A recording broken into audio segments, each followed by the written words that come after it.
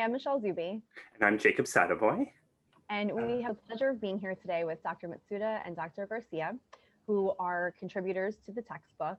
And before we got started, Jacob had a wonderful question. So I am just going to let him roll with it.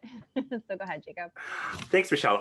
So we were talking like kind of a little preamble before we press record. And I applauded both Dr. Matsuda and Dr. Garcia for tackling a critical issue across society and everywhere in the world. And they wrote an article in 2020 that we will cite about racism and a behavior analytic methodology to address racism. So I guess there's two questions. One, discuss the challenges on bringing this topic to the forefront in behavior analytic literature when there really isn't very much or at all of anything else to work off. And two, what do you hope to accomplish with tackling this critical issue through a behavior analytic lens? Right. Well, first, thank you so much for the invitation of this, writing this chapter and also for the interview. And yeah, I guess we think that's great questions. And, Kozue and I, we discussed those ideas a while back, maybe a couple of years or 3 years ago when she was working on her PhD at that time. And we both had this interest on racism and behavior analysis. And I believe, and please Kozue, correct me if I'm wrong, what I want to say, but I was more interested in the experimental kind of work, a little bit more on the applied, but I know Kozue was more interested in the applied area of racism. And my training was in stimulus equivalence, relational frame theory, doing research. And so I knew about that research back then. And I knew the type of research that was done using derived relational responding to tackle this important issue, which is racism, prejudice, discrimination.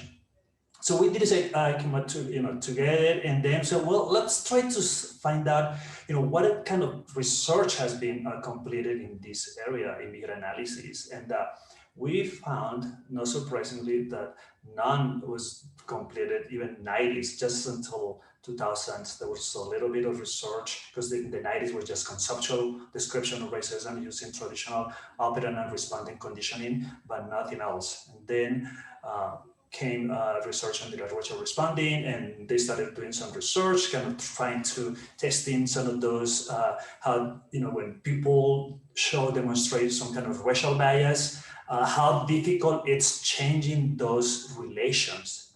That means it's resistance. Relation becomes a resistance to change. And that research was completed and then somehow it was abandoned, right? And it's a great paper by Dixon colleagues about a few years ago in which, why the behavioral sciences are not being effective, are not being used. So kind of mimic Skinner's title of papers when he said, when we are not using the behavioral science to save the world. And that they concluded in that paper that it was an issue of not being strategic using derived relational technology. And I believe that it's one of the issues. So then we thought, okay, so what else behavior analysis have done? And now we realized that this new area in behavior analysis, which is acceptance and commitment therapy, as behavior analysts, we refer to it as a behavior analysis acceptance commitment training. And then I said, well, some of these folks had done research on that, and behavior analysis started working on that area as well. So we tried to connect those two, areas, the very basic research and applied research.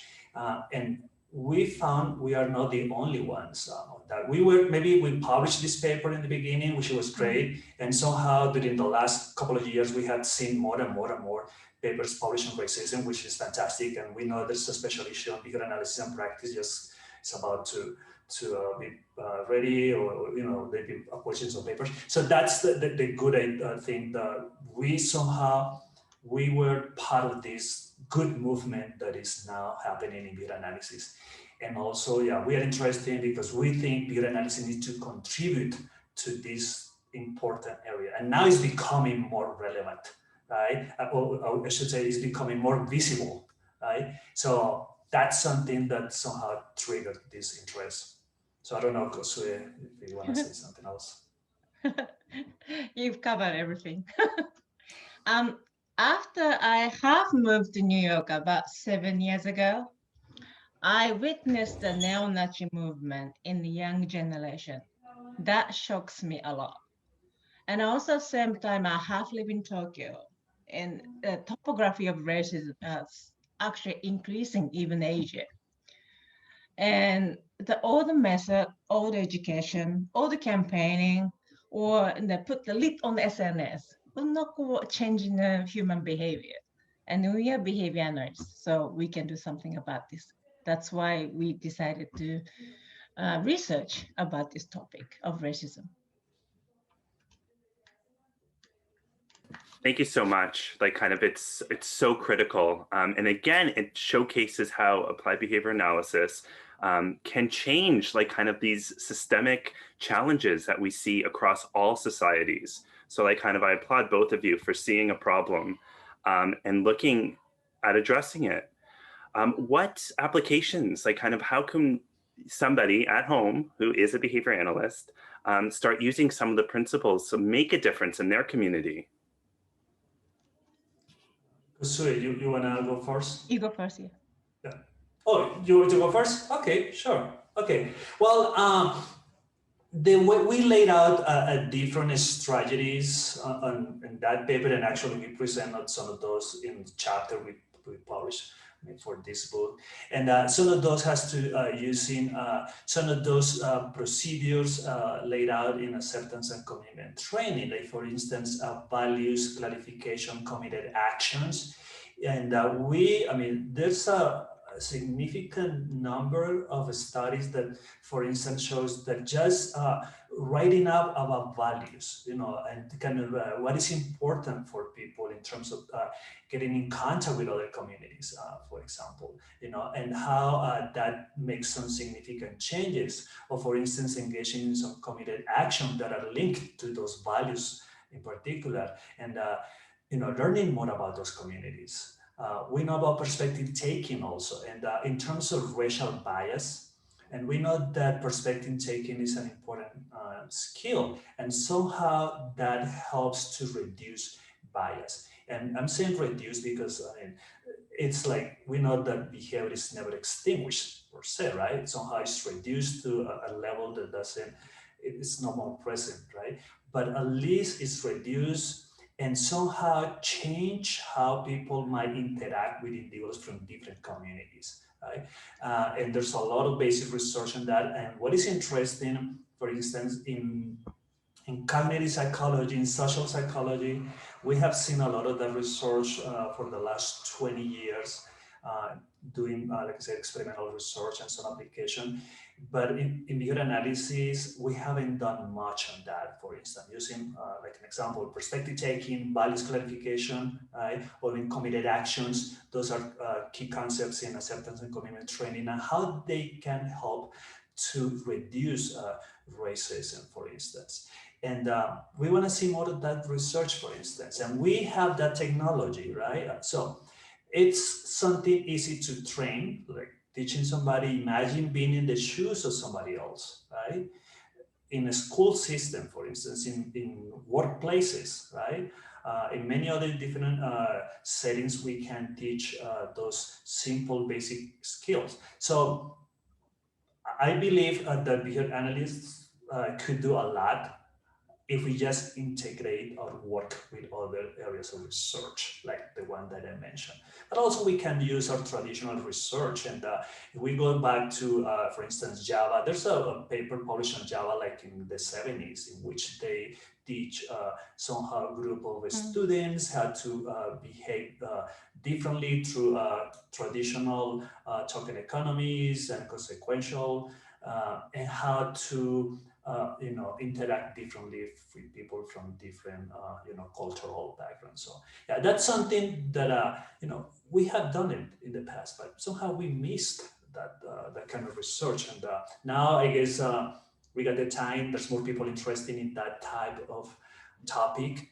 And like I mentioned, more papers are coming out, more people are getting more interested.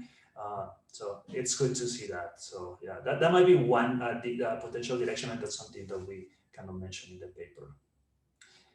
So I don't know, Kozue, do you have any additional Yeah, thought? we list a few ideas in the chapter. So I hope the people read this, and such as an alternative listener behavior and other ideas. But basically, what we really want people to understand or do it is kind of beyond the bias, like beyond the freedom, dignity by B.F. Skinner's. But put your bias aside. It's not going to reduce it, but put aside a bit. So put yourself in a new environment. You do not need to move to a new country and make new friends, but you just stop the watching podcasts, the new ones, or just stop skipping the Facebook friends that use a different font that you don't understand. Just use the translation, the skill, and just read it. And that actually opens up a little different kind of new environment. So the reassess your preference assessment to the race in the particular culture. It's a really valid point. I love how that's such a simple thing that could have such a great impact, right? And that's almost like the gateway into some other behaviors. And I think that's where people often maybe fall short, right, in their committed actions because they set these really tremendous goals for themselves. And really, what we're saying is, no, stop, just listen, or maybe just try that new restaurant, right? Try a different food or like you said, you don't need to move to a different country and throw yourself into a whole new culture. It could just be visiting, a different community that's maybe a couple of miles down the road from where you live. I'm a huge proponent of ACT. I think I say that in every interview that we do when ACT comes up.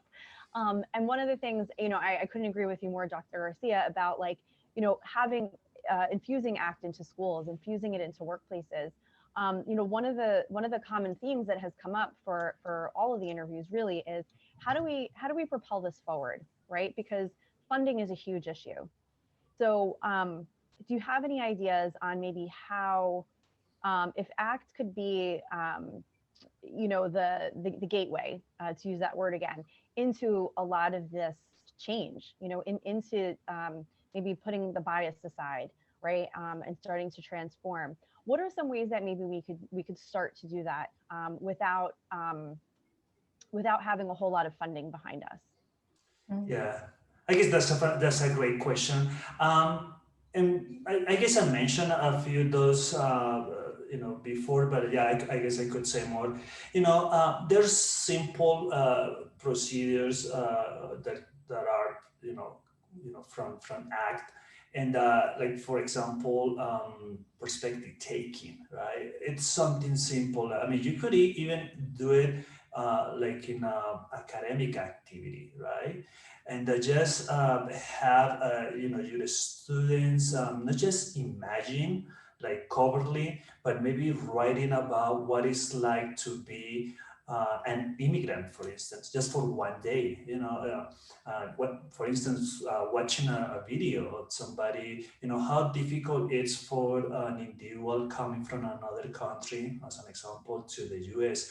All these different steps and difficulties that an individual had to overcome during this whole process. And maybe taking the perspective and what it's been like to be that individual just for one day, how it feels to be like that, abandoning or leaving behind a family, a country, or so many things that are important to this individual.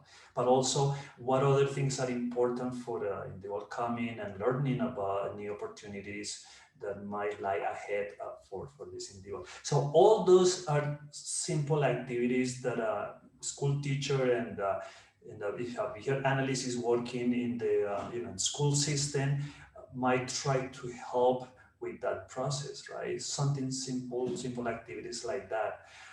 And also activities, for instance, in terms of the values clarification, right? There's some a number of empirical and applied papers, mostly used with clinical psychologists, for instance, individuals who are Afro-American and suffer racism, and they work and values clarification and kind of what is important to them and how they can connect to what is significant and meaningful. Just for Indians who been somehow, victims of, racism or discrimination. And there's one, and this is what is interesting. I believe his name is Cohen. I forgot his first name, but he published a really simple, small paper on science, like back in 2004 or 2005. And actually, we cited that paper in our paper and a chapter. And like I said, he did just a simple thing, which is cognitive psychologists, I believe, call it self-affirmation, something like that. But that could be translated into values clarification. We use behavioral and language and more act language. And pretty much what they had these students is writing about what is important for them in terms of changing things, changing and connecting with communities that are outside of them. And they run, some kind of indirect measures and everything, and that demonstrate important, significant things, changes. But I do believe that something is needed besides those strategies that are simple, and as you mentioned, committed actions. And we know, at least from research on racial bias, like using, for instance, implicit relations, that one of the strategies that significant change implicit bias is having people to know and really interact with all individuals from other communities, like spending some time, right? Maybe in school system, there's students from different backgrounds, Latin, African, Asian, or even Afro-American, and spend some time, and also connecting, because it's not just, throwing out students to do those activities, but kind of, finding something is meaningful for them in terms of doing these kind of actions. And I guess that's the values part of the work. And try to learn more about them, right? Learn more about, and, their practices, what is, as I mentioned, cooking, how they cook, and we know Africans, and something that I found out, I'm Latin, I'm from Colombia, and I didn't know, and the cooking, it takes so much time, right? And it's a thing that takes time, right? Same thing for the Africans, they take time, and we can spend cooking like 1 hour or 1 hour and a half. When I was a student, I used to spend time like that, right? Because it's my tradition, it's my own heritage, right? So that's kind of the stuff that they need to learn and spend some time. And those, I believe, the strategies that are so simple to use, and we can disseminate that kind of strategies, and as a behavior analyst, we could do it. And simple steps, some, for instance, like a behavioral skill training procedures, right? Create a set of different steps, and we know that we are experts in using behavioral skill training. So that's, I believe, that's a good strategy. Kozue. Oh. So if you don't have a fund in the school system, or if you state did not allow you to do beyond autism, there actually ACT resources available on the net and the website in the different languages as well. It's all free. You just get access to the access sheet and just to start doing the value access assessment first. I know the doing a kind of, for the behavioralists, doing the ACT, it's kind of new things. It's a little bit scary if you're not really well trained.